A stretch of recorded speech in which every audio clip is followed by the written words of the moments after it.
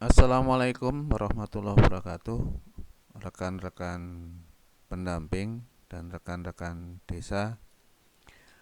Berikut adalah slide tentang ikhtiar kita bagaimana membuat pengisian data by name by address BLTDD tahun 2023 menjadi lebih mudah dengan memanfaatkan nomor NIK yang kita miliki. Berikut adalah form by name by address BLTDD yang harus kita isi. Di sini berisi nomor, provinsi, kabupaten, kecamatan, ID desa, bulan salur, tahun salur, nomor NIK, nomor induk pendudukan, kemudian nama penerima, jenis kelamin, tanggal lahir, alamat peserta RT RW-nya, terus status sosial atau pekerjaan dari KPM BLTDD, kemudian kriteria dari KPM penerima BLTDD. Yang terakhir adalah mekanisme pembayarannya, apakah tunai atau transfer. Berikut adalah contoh mengisi jenis kelamin dan tanggal lahir dengan memanfaatkan nomor induk kependudukan. Di sini kita contohkan untuk provinsinya Jawa Tengah, kabupatennya Banjarnegara, kecamatannya Susukan.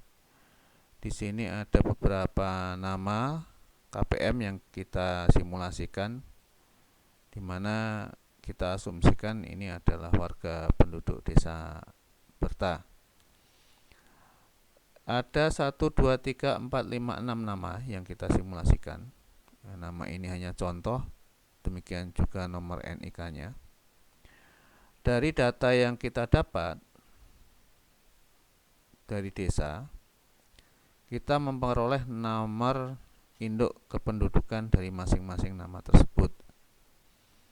Nah, kita akan mengupayakan bagaimana cukup dengan mengisi NIK tersebut, maka otomatis jenis kelamin dan tanggal lahirnya terisi, sehingga paling tidak membuat kita lebih mengurangi resiko kesalahan tulis atau kesalahan ketik dan menghemat waktu. Ya, bisa kita lihat di berikutnya. Nah, kita akan memanfaatkan penggunaan rumus di aplikasi Excel dalam pengisian jenis kelamin dan tanggal lahir. Rumus bisa dilihat di bagian bawah tabel. Rumus jenis kelamin seperti itu.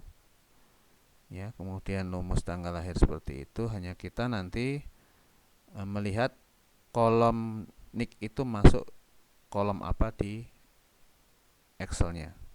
Sehingga pada saat teman-teman mungkin membutuhkan NIK untuk tabel yang lain, teman-teman bisa melihat mana sih yang harus diubah, menyesuaikan kolom di mana NIK itu diisi.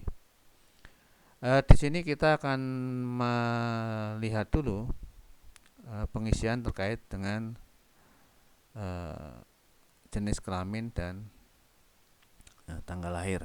Nah, setelah NIK itu kita isi dan rumus sudah kita buat di dalam masing-masing kolom tersebut, maka begitu NIK kita isikan, otomatis kolom jenis kelamin dan tanggal lahir langsung terisi. Misal contoh ya, untuk NIK Bujang 1 3304 01 2006 79001, maka kolom jenis kelamin akan terisi sebagai laki-laki dan tanggal lahir akan terisi 20 Juni tahun 1979.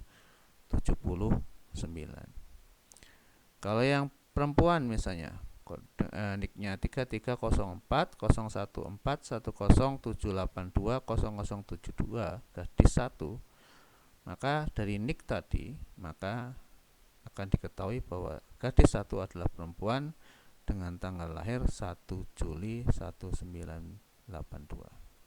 Seperti itu dan seterusnya.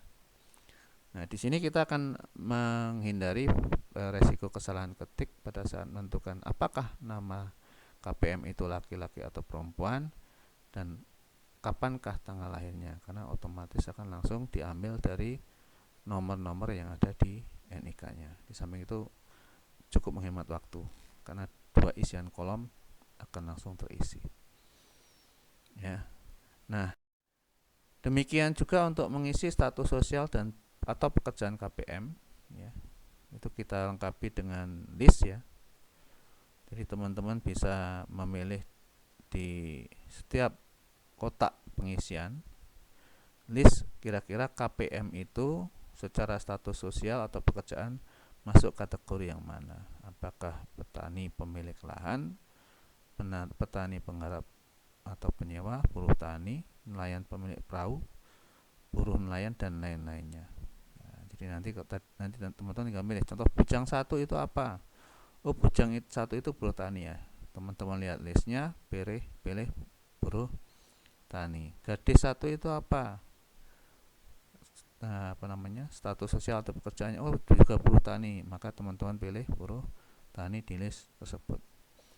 Misalnya bujang 2 itu apa? Oh, itu buruh bangunan, ya. Teman-teman pilih di list itu buruh bangunan. Itu untuk menghindari kesalahan tulis, sehingga tulisannya tidak sesuai dengan pilihan yang di atasnya. Nah, namun kadang dari peminta data itu memintanya tidak dalam bentuk lengkap seperti itu, hanya cukup angka. Petani pemilik lahan cukup tulis 1, buruh tani cukup tulis 3. Nah, ini kita bisa memanfaatkan filter. Jadi di setiap penomoran kolom itu kita ada tanda segitiga atau filter, kita filter. Misalnya kita pilih mana, buruh tani, kita pilih buruh tani, maka akan tampil di layar atau di kolom itu adalah KPM yang hanya buruh tani. Nah, di situ dipastekan atau diubah dengan hanya huruf. Jadi teman-teman menulis angka 3, kemudian di blok, di copy, lalu pastekan di kumpulan atau buruh tani yang muncul di tabel-tabel daftar buruh tani yang ada di tabel tersebut, sehingga akan berubah menjadi nomor, ya. Demikian kalau yang buruh bangunan dan lain-lain, ya. Ini hanya ikhtiar aja untuk lebih mudah menghindari kesalahan, ya. Lalu yang terkait dengan kriteria juga sama. Nah, pengisiannya dengan yang status sosial atau pekerjaan tadi. Jadi teman-teman bisa memanfaatkan list untuk mengidentifikasi masing-masing KPM, kemudian akan terkumpul di sana sesuai dengan pengelompokannya, ya. Nah, demikian teman-teman. Ini hanya ikhtiar bagi kita dengan tujuan tadi: pertama, menghindari kesalahan tulis; yang kedua, efisiensi waktu, karena jumlah KPM cukup banyak, ya. Kalau di satu desa misalnya ada 80 KPM, kemudian di kecamatan itu ada 12 sampai 20 desa, tentu tingkat kesalahan input dan waktu yang akan dipakai untuk mengupdate akan banyak, ya.